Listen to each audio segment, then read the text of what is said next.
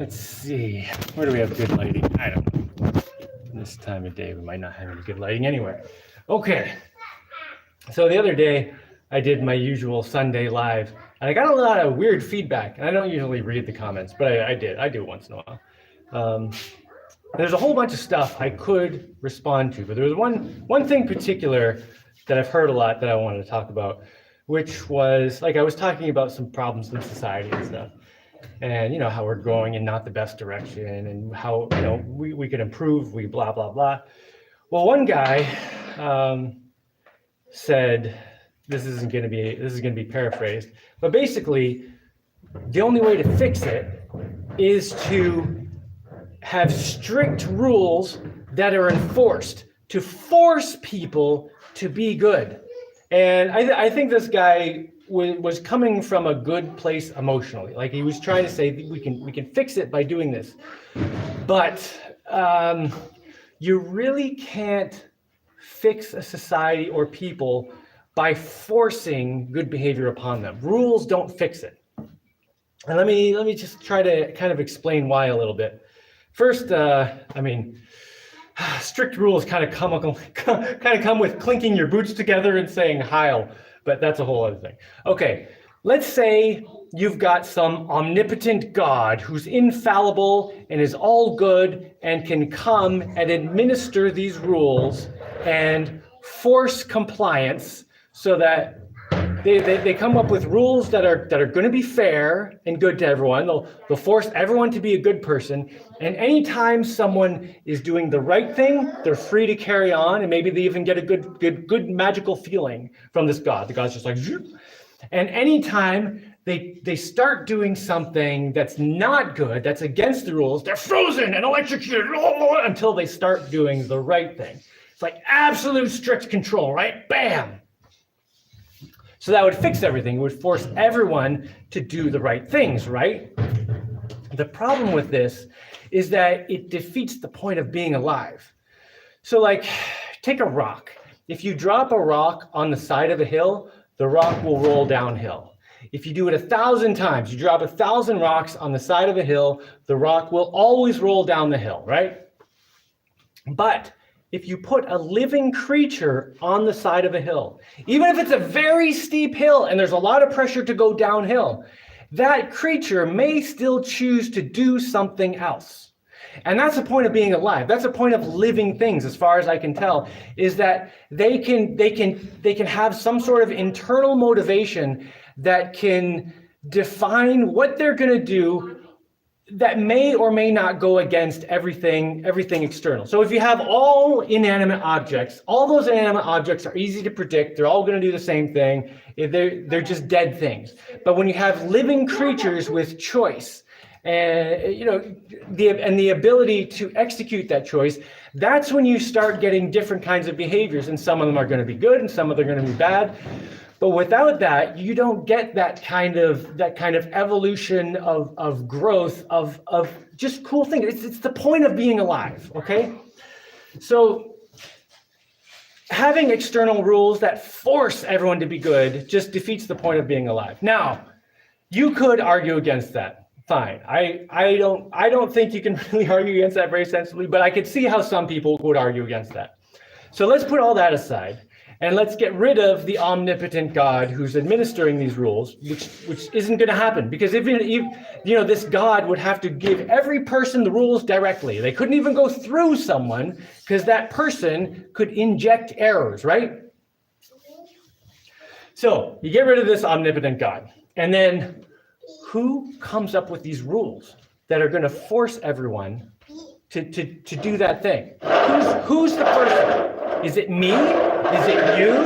Is it some, who it's going to end up being? Even if the first person isn't this, eventually it's going to end up being a bunch of psychopaths, because you take a room full of 100 people and you tell them, okay, one of you gets to be in charge of everyone else and tell everyone else what to do. Who wants that job? It's the psycho, the person with nothing better to do, who just wants to control other people. That is not the person you want in control. But that's the person who ends up in control when you have a system of control like that, which is why originally like take the United States, when they were trying to get away from that kind of control when they started the country, and we're going to ignore a whole bunch of other history and stuff. We're just going to focus on this one aspect. So people wanted to be more free, and in the Constitution and the Bill of Rights and all this stuff, they wrote in all this stuff about people having to maintain freedom of choice to pursue their own things and stuff. And of course, this has all been crapped on and destroyed. But the original purpose was to maintain the point of being alive, to maintain the point of being a living creature and actually having choice and being able to live a life rather than just being shoved down these little corridors and being told, this is what you do, you get dropped on the hill, you roll downhill, and then you die, and that's it. You have to have choice, or else you don't have a life. And there is no one who's going to be able to make those choices for everyone. You can't solve the problems in a society by taking everyone's responsibility and giving it to one person or a group of people or whatever, and having them say, okay, here's the rules, everybody. You have to follow all of this, because it's going to come out bad. That person is going to become a horrible, that is a dictator. That is what a dictatorship is, right? And those have not historically gone well for very obvious reasons. So, the guy who made this comment, I think he was coming from the right place. And I've heard a lot of people talk about how, you can fix things by doing this kind of thing, but you cannot force people to be better. You got to give them the chance to be better and let them experience the natural consequences of their own screw-ups, And, this goes into a whole... I don't want to get into all the details of everything, because someone's going to say, well, what if you go murder someone? Well, every problem has situations that you have to deal with. But anyway, overall, you can't just take people and stuff them into little boxes and force them to do whatever you want, because it just doesn't work out. All right, that's all I had to say. I saw a few comments here. Let me just respond to those before I take off. Mr. Landfill says, hi, how is everyone? Yeah. Oh, nice shirt. Well, thanks. Yeah, nice food. Let's see. Patrick says, I usually hear the argument in the context of religion. Most people are stupid and need to be told what to do and how to be ethical. Yeah, and everything I just said applies to that. Like, even in a religion, if you had God directly telling people the information and lesson stuff, fine. I would be like, well, that kind of makes sense, because this higher being probably knows some stuff. But as soon as it starts going through another human being, that human being is injecting all the errors of their own self, and it becomes pointless. And even listening to me, I don't know what I'm doing. I'm trying to talk about this stuff as well as I can and try to give some kind of sensible perspective. But in the end, it's up to every person listening to me or anyone else to say, okay, I hear what this person's saying. Let me put it through my own BS filters and think about, does this actually make sense? What do I actually think about this thing? Like you got to come up with the stuff yourself. And the whole religion thing, man, don't get me started on that. There are some good things about religions, but there are some really bad things about religions. Shark mentality says too much choice can be limiting. That doesn't really mean anything. The problem with too much choice is when people aren't used to choices. If you have people who are accustomed to having choices, they know how to filter out the choices. But when you have people who've grown up stuck in these schools where they're just forced through these little meat grinders to go one direction and not think for themselves. You answer this, and this is the answer, and you do this, and you do this, and you do this, and then they get out into real life. And this is where people talk about this a lot. When people get out of school and then get into real life, and then they suddenly have all these choices, and they don't know what to do. It's because they've never learned to deal with choices. Too many choices is not limiting. Having the inability to process choices, that is the limitation. You should have tons of choices. You should have more choices than you know what to do with. And like most of the choices, you just disregard because you're like, okay, that doesn't make sense. This whole category of stuff over here. And I would say it's kind of like when you drive a car, you're not paying attention to 99% of the stuff. Like there's so much information, you're driving past all the stuff, but when you're driving a car, you're only paying attention to a small portion of what you're actually seeing and what you're actually like taking in with your senses and your ears and everything, because you've learned to filter out the stuff that's just a distraction and focus on the things you need to focus on. It's the same thing when you have a lot of choices. When you have a billion choices, obviously you can't think about a billion choices at once, but you can generally say, all right, these 999 million choices are things that I'm not going to deal with, and I'm going to whittle it down to like 5 choices, and then figure out what, and then really think about those few. It's just a way of thinking. Socialists believe that controlling or limiting choice is how to create utopia. Yeah, and utopias never works. You can't.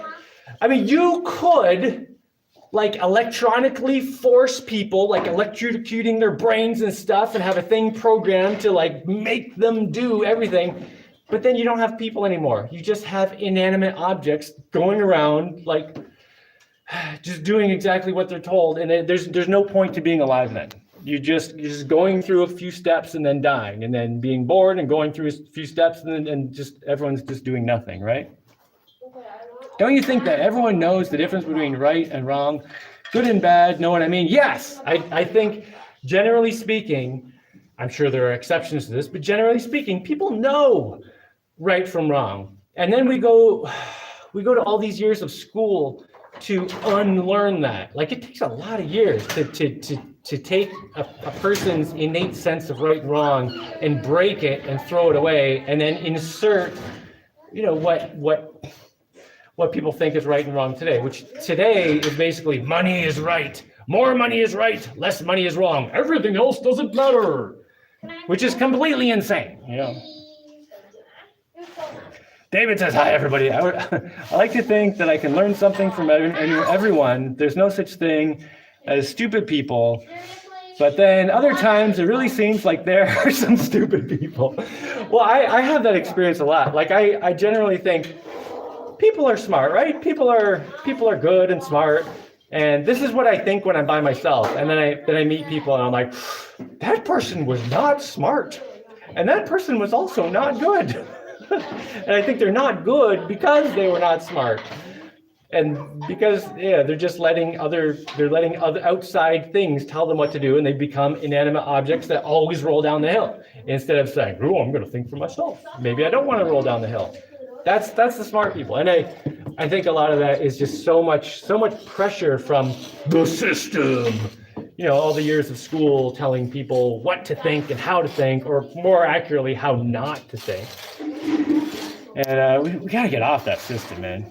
I like to think, let's see, Jaimie, do you believe people, I don't believe anything, but do you believe people have a conscience, like an intuition that informs a person's decision-making so that is aligned with the highest probable good? Yeah, I think people totally have, like based on, like I think over billions of years of evolution, we have, like every creature has developed like a built-in sense of right and wrong, like what you should be doing and what you shouldn't be doing, and it doesn't have to be taught. Like it's there. You can kind of nudge it in certain directions and make it better, but getting rid of that and replacing that with something artificial, I think, is a really bad mistake for a few reasons. One, because that innate sense of right and wrong that's evolved over millions and billions of years, that's gone through a lot of tests. Like we shouldn't ignore that. But the other thing is, if you push that aside and never use it, it stops being manicured through evolution. And like every generation, people with certain characteristics are advantaged and people with other characteristics are disadvantaged. So if people have good intuition to do the right kind of things, those people in those kind of communities will do better, have more children on average, and then, over time, slowly, produce more of this good innate sense, right? And then people with this like very destructive internal sense people in those kind of communities, they'll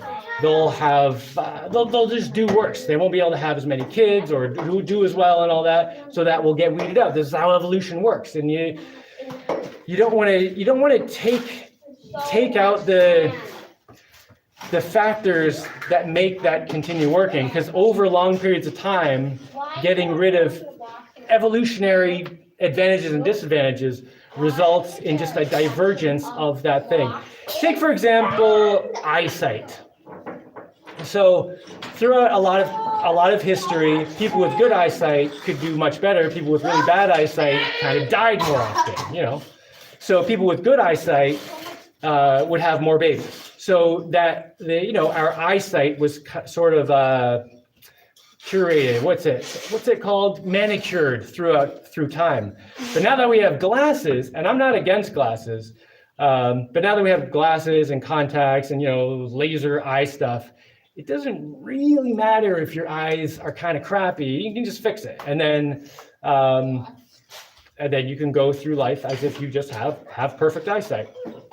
And this, of course, brings up a huge philosophical debate that I'm not going to get into right now because I got other stuff to do.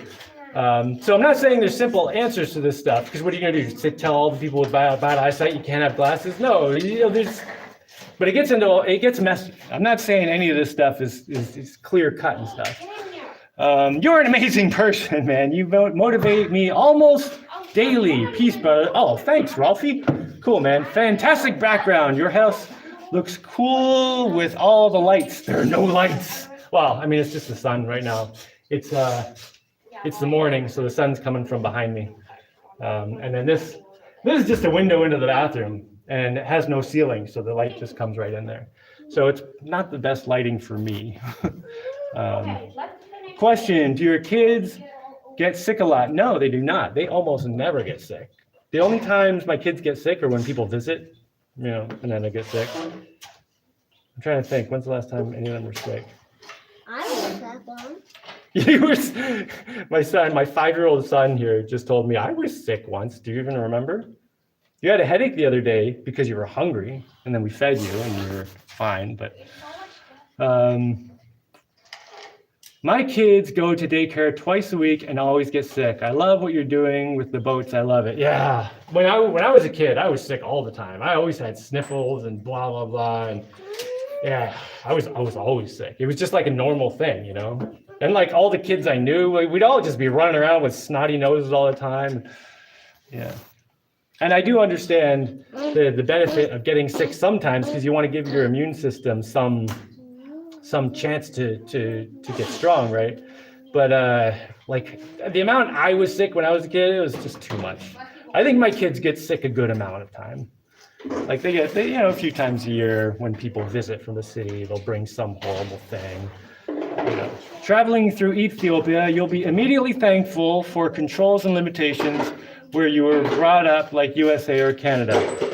Well, I mean, this is going to get into a whole thing that, no, I don't agree with you, sir.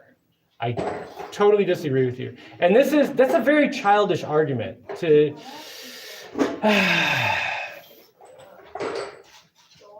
it's just very childish to say you don't know how good you had it because the controls made this happen, and over here they didn't have that thing and it's bad. Like it's too anecdotal. It doesn't work. There's too many.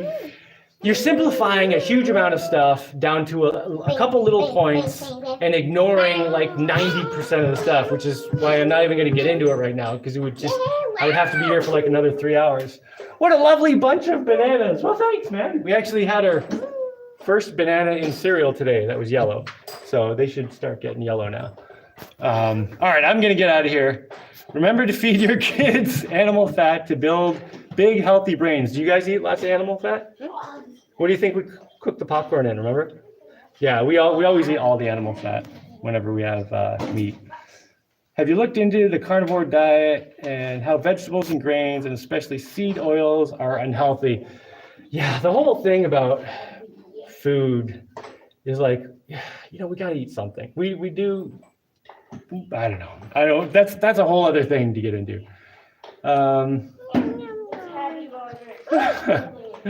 Ethiopia is the only African country that was never substantially colonized, successfully fought off the Europeans. Well, that's cool. Okay, but you got to be careful when you start talking about things like that and coming up with big generalizations. See, one of the things people do when they're not, I guess when they're very immature mentally, they'll say, look at this place, ignore tons of history that they don't even know about, and just say, and pull out some little specks of evidence and say, now we can prove all this huge stuff from this little piece of information where I'm ignoring or don't even know about 99% of the stuff. We can take a few pieces of information out of this historical thing, and I wasn't there and I know almost nothing about it, but we can prove all this amazing stuff. You gotta be careful about that, because in big cities, you need laws to be enforced, otherwise people will shit in the streets. Okay, again, this is... You mean go in the streets? Yeah, shit in the streets. I disagree. Jaimie, you see, it's too much to get into right now. But the thing is, if you take a society that's currently ruled by laws, and you just made the laws instantly disappear, yes, people would go insane because they haven't developed their internal morality. They're not paying attention to their innate sense of right and wrong. That's all been shoved aside, and these laws have been inserted. So you take out the laws, people are going to go crazy until that void is filled back up by either other laws, or you let them experience the consequences of their actions long enough that their innate sense of right and wrong starts coming back in. So you can't say in this system where this has been going on forever, if you just totally switched it suddenly, blam, blam, blam, blam, blam, see, it didn't work right. Oh, it doesn't make any sense, so nothing makes sense. You're stacking the cards. You're stacking the cards. It doesn't make any sense. You can't do that. Jaimie, I see that the panel in your door I always thought was missing is actually a mirror. Yes, this is a mirror. I made it with spray mirror stuff. I meant to do a video about it. I have the video for that. I haven't put it up yet, though.